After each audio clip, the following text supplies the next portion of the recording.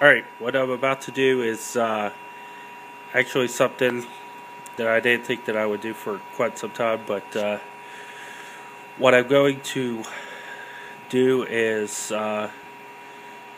pull this chip off. So what we're going to do is actually heat this up and pull this chip off the board. Now we know that this is a bad chip, we can tell just by the damage. This was actually caused by somebody who decided to use a hot air gun to do it, and that's blistering of the package. So first thing that we're going to have to do, and I cannot do this with one hand, is that we're going to have to take a flat-bladed screwdriver and remove the epoxies off the side. Now we can also use some acetone right there to soften it up while we're preheating it also. So that's what we're going to do to get this off. So we're going to start that, and then we're going to move from there to our next process. So now, as you can see, we've taken the corner portions off. Heat and acetone did that. If anybody tells you epoxy remover is what you have to have, well, guess what? It's just acetone. So go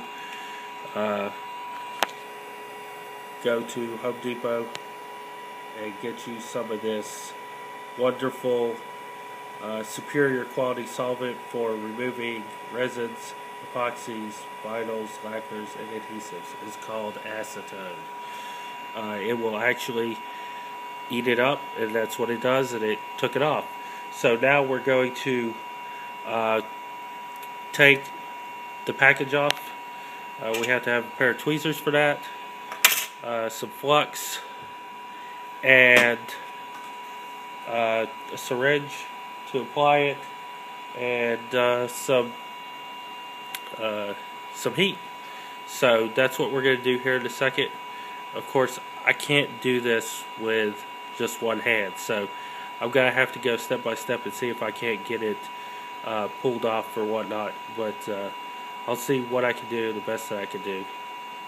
Okay, so what we have is a chip that's been pulled off. Now keep in mind, we have to take our nozzle off, and we only use our heater like that. So what we have is no pads damaged. We can actually see where the hot air may or may not have actually wrecked the chip before. Right here we have these all these solders right here. Look, you know, we have some right here like this, but these look pretty distinctive. Oh, sorry. Those look pretty distinctive to being bad solder joints on there. So what we're going to do is check these right here too, because they may be actual pads pulled up on there or may not be. So what we're going to do is take a look and see what we can find. This may be damaged pad area. There's no telling actually. It doesn't appear to be, but it appears that the solder balls actually went to the unit here. So we have to check and see that the pads didn't come off the board when we pulled that chip up, because it looks like a few of the solder balls came off with the chip. So we're going to have to make sure that it didn't damage the actual board portion and not the chip portion. So we're going to have to put that under a magnifier and see what we find, and we'll do that here in a second.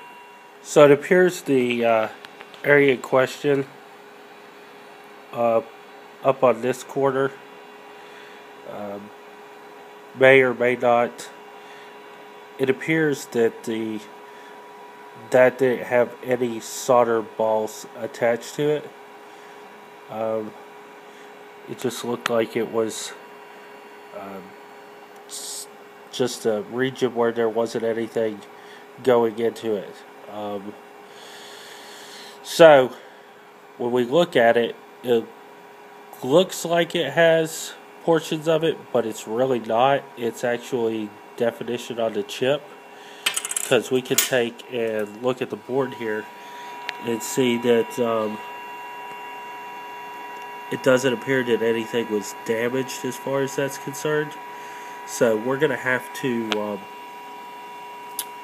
clean this up, and hopefully we can get our new chip to go on there and do our reball after the fact. But it appears that removing the chip worked perfectly fine, and now all we need to do is clean up the area to get it prepped for the actual reballing phase.